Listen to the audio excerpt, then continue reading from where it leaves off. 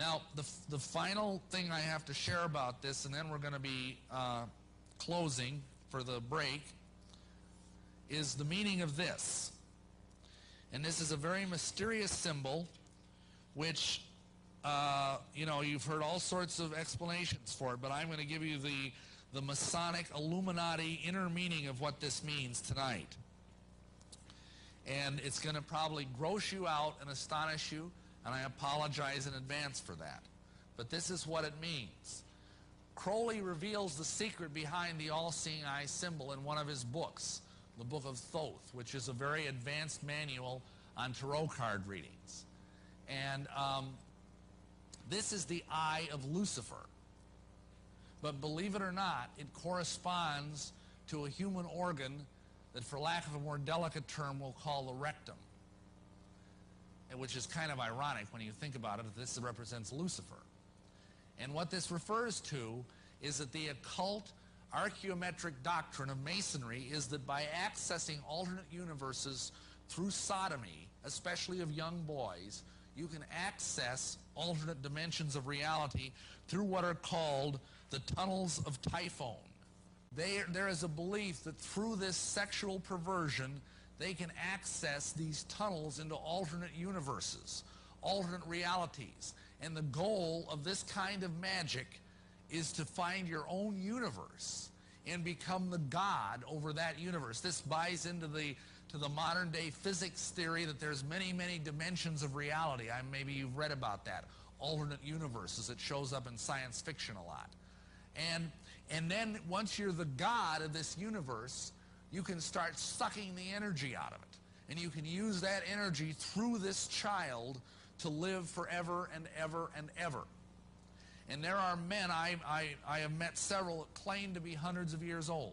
Now, of course, are they lying their lips off? I frankly think they are. This is a deception.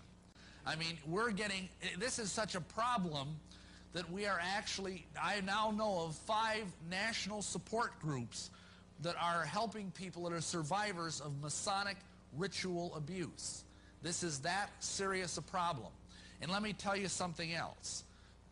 The other 95, 96, 97 Masons have an even bigger problem, because the spiritual headship over their organization trickles back down to this monster.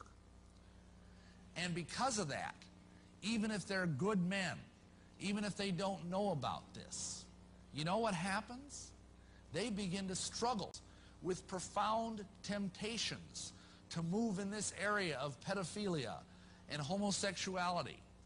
And this is dangerous stuff. I mean, this is spreading throughout the world like a plague. We have organizations like NAMBLA, the National Association of Man-Boy Love, which their slogan is sex before 8 or it's too late. And they're trying to lower the age of consent to 8 years old. And all of this can be laid at the door of this occult monstrosity. If you're a Mason and you're in an organization with this kind of spiritual headship, this is all around you and you don't even know it.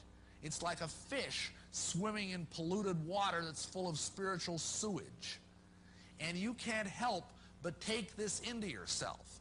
But it's important to understand that in all of this, that I myself, as a normal, red-blooded heterosexual, was finding myself continually drawn into sexual thoughts and sexual fantasies about little boys. I thank God I never acted on any of that.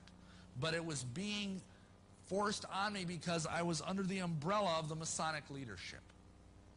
And it is really a very tragic thing. But it is very real, this kind of headship.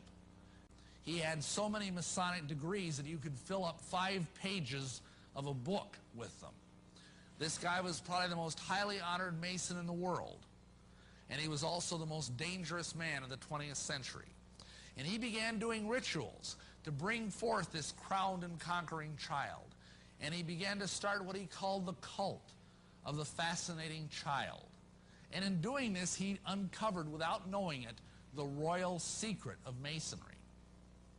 And what happened was, a gentleman came knocking at his door after he published a book. And in this book, it was a book of poetry, And in the book, he had made an allusion to something. And this guy, his name was Theodore Royce. And this Theodore Royce told Crowley that he had given away the greatest secret in occult history. And Crowley said, "What do you mean? I don't even understand it." So the guy promptly initiated him on the spot to the 9th degree of the OTO and then explained the secret to him. The secret is that as a Mason, you are promised immortality. If you go to a Masonic funeral, you will hear them discuss the immortality issue. You will hear them promise that they will go to the celestial lodge above and live there forever. Where do they get their promise of immortality? Simply, the secret that Crowley uncovered, probably through demonic intervention, is the secret that this immortality is conveyed through tantric sex magic. And the kind of sex magic that we're talking about here, unfortunately, is a sexual violation of a little child. Crowley taught that the way you could live forever was by vampirizing little children sexually. And he personally bragged of having slaughtered 150 male children in 1 year. This is why he was called the wickedest man in the world. And this, I apologize that this is so horrible, but Masons are doing this.